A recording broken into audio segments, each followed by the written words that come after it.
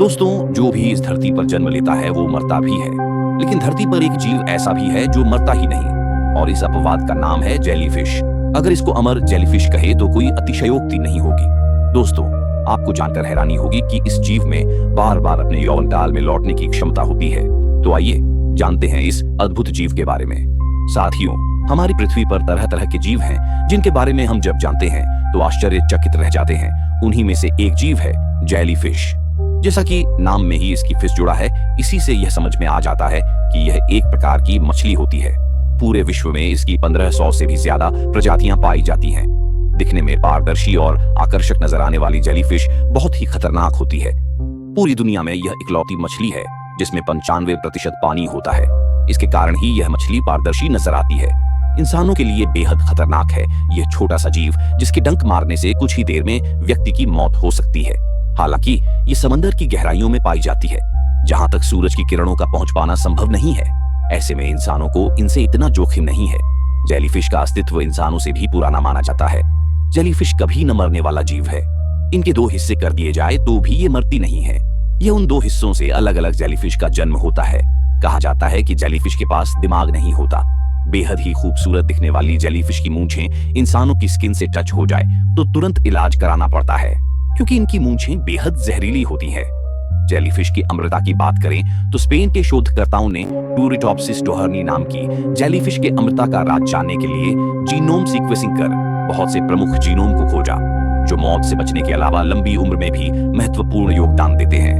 Spain के शोधकर्ताओं की टीम ने एक खास जेलीफिश की जेनेटिक सीक्वेंस की मैपिंग की, जिससे वे इनकी लंबी उम्र के रहस्य का खुलासा कर सकें, साथ ही उससे इंसान की उम्र ढलने के बारे में जानकारी जुटा सकें।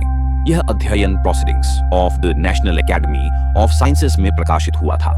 इस खास अध्ययन के लिए शोधकर्ताओं ने टूरिटॉप्सिस डोहर्नी नामक जेलीफिश के साथ उसी की एक अन्य प्रजाति टूरिटॉप्सिस रूब्रा की सीक्वेंसिंग की।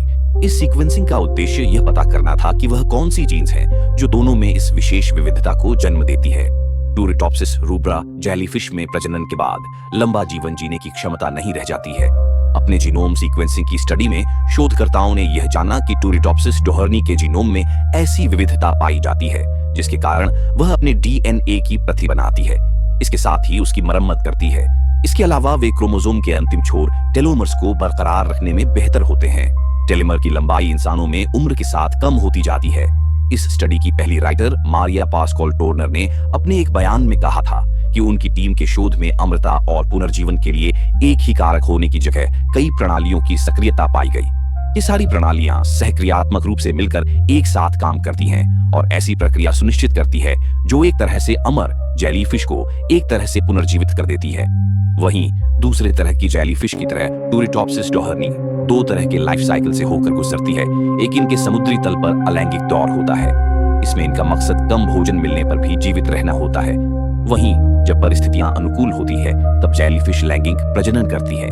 कार्लोस लोपेज ओटिन के अनुसार जेलीफिश का अध्ययन इंसान को अमृता दिलाने के तरीके खोजना नहीं है, लेकिन सेल्यूलर प्लास्टिसिटी के प्रमुख कारक और सीमाओं को समझने के लिए कुछ जीवों में समय के पीछे जाने की क्षमता का अध्ययन करना होता है।